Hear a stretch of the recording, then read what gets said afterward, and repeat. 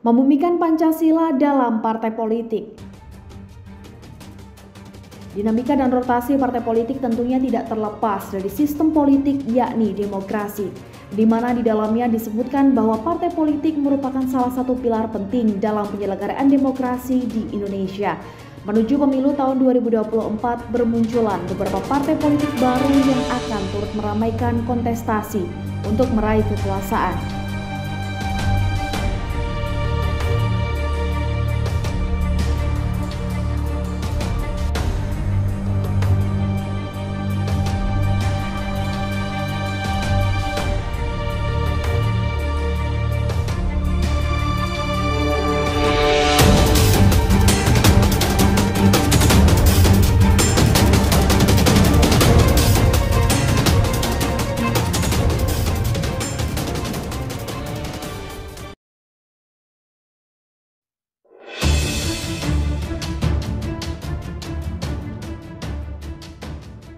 Salah satu penyebab hadirnya partai politik baru tersebut diindikasikan terjadinya perpecahan dalam tubuh partai politik dan ambisi beberapa tokoh untuk mendirikan partai politik baru.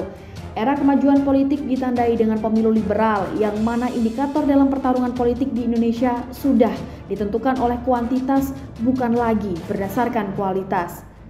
Hal tersebut ditandai dengan kekuatan partai politik yang sudah dikendalikan oleh pasar bebas, bukan lagi ideologi yang menjadi ciri khas dari kehidupan berbangsa dan bernegara yang dianut di Indonesia. Padahal sejatinya seluruh masyarakat Indonesia sudah meyakini bahwa Pancasila merupakan pijakan dasar sebagai tonggak yang digunakan dalam kehidupan bernegara, berbangsa, dan bermasyarakat. Berkaitan dengan partai politik, tentunya dalam tubuh partai politik secara tujuan, visi, dan misi dan pelaksanaan haruslah mengacu pada nilai-nilai Pancasila sebagai sumber politik, hukum, dan semua aspek dalam bernegara.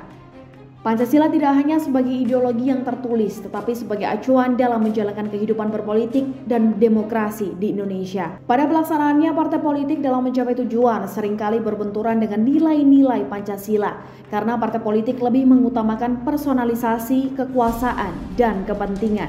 Sistem multipartai pada pemilu Indonesia, terutama kehadiran partai politik baru setiap menjelang pemilu nasional, belum dapat menciptakan respon positif dalam komunikasi politik antara masyarakat dan partai politik sebagai fungsi dari partai politik. Partai politik tahun 2021 ini akan menambah kemarakan pemilu nasional yang akan berlangsung di tahun 2024. Berdasarkan survei Carta Politika, partai politik saat ini memiliki tingkat kepercayaan rendah di masyarakat. 45,8% responden tidak percaya dengan kinerja parpol, 44,1% tidak percaya terhadap kinerja DPR, dan 40,5% tidak percaya kinerja DPD.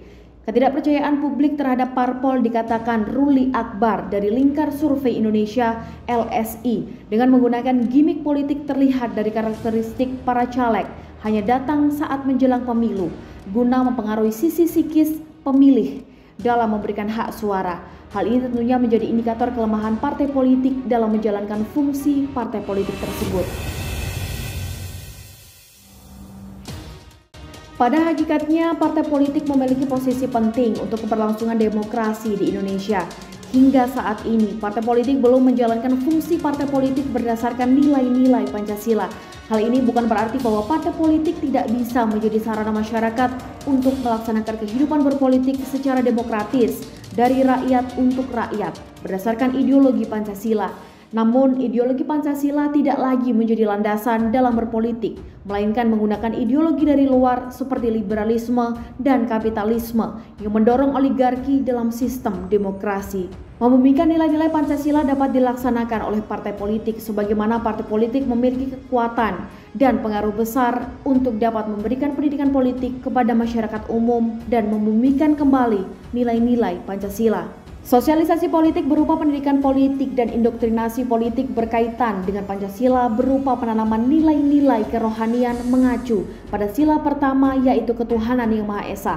Pendidikan agama menyangkut kerohanian bahwa dalam kehidupan berpolitik tidak lepas dari nilai dan norma agama sebagai panduan kehidupan sehari-hari. Rekrutmen politik lebih menekankan kaderisasi yang semestinya harus melewati seleksi ketat dengan wawasan agama, terutama akidah dan akhlak, sehingga dalam menjalankan program partai politik yang mampu mencegah tindakan korupsi, kriminal, atau tidak berpihak pada rakyat. Kedua yaitu sila kemanusiaan yang adil dan beradab. Dalam hal ini yang perlu diperhatikan dalam kaderisasi ialah sikap adil dan beradab. Memberikan persamaan pada setiap personal, tidak memandang dari latar belakang dan kedudukan.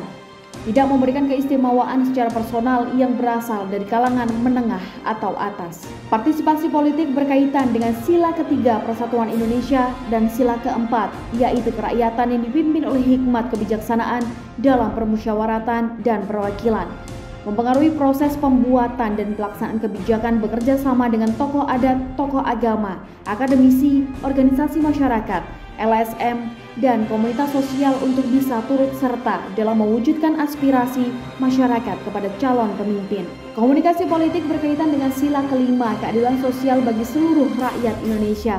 Dalam penyampaian segala permasalahan pada rakyat terutama fasilitas bersama, hak dan kewajiban pemerintah, bantuan sosial, ini harus merata atau memprioritaskan bagi lansia dan kaum duafa. Pada kondisi lapangan bantuan sosial seringkali tidak sesuai target bagi lansia dan kaum duafa, justru bagi kaum menengah yang mendapatkan bantuan sosial. Kontrol politik bisa bersamaan dengan pakar ilmuwan atau praktisi, dikarenakan partai politik saat ini lebih banyak menjadi koalisi dibandingkan menjadi oposisi, sehingga dalam perwujudan sila keempat kerakyatan yang dipimpin oleh hikmat kebijaksanaan dalam permusyawaratan dan perwakilan ini diharapkan menjadi sinergi baru dalam menyelesaikan permasalahan yang ada dalam pemerintahan. Kontrol politik saat ini juga dapat dilakukan dengan memanfaatkan saluran komunikasi dan media sosial, di mana di waktu yang bersamaan media sosial dapat dijadikan sebagai kanal untuk menyampaikan atau mensosialisasi kebijakan pemerintah, namun juga dapat digunakan untuk menjadi alat kontrol politik yang sangat efektif dan efisien. Partai politik yang berjalan dalam demokrasi Indonesia dirasa belum menjadi solusi implementasi nilai-nilai Pancasila. Kehadiran partai politik baru diharapkan bukan hanya sebagai pertarungan politik dan kemudian semakin menegakkan oligarki dalam demokrasi Indonesia. Nilai-nilai Pancasila harus terus membersamai setiap gerak perjuangan politik dimulai dari partai politik sebagai agen perubahan untuk membumikan Pancasila. Dikarenakan besarnya pengaruh globalisasi mengubah ideologi dan tatanan masyarakat Indonesia yang sudah bergeser jauh dengan awal kemerdekaan. Partai politik harus mampu menjadi representatif yang dapat menjaga nama baik Indonesia berdasarkan nilai-nilai yang terkandung di dalam Pancasila.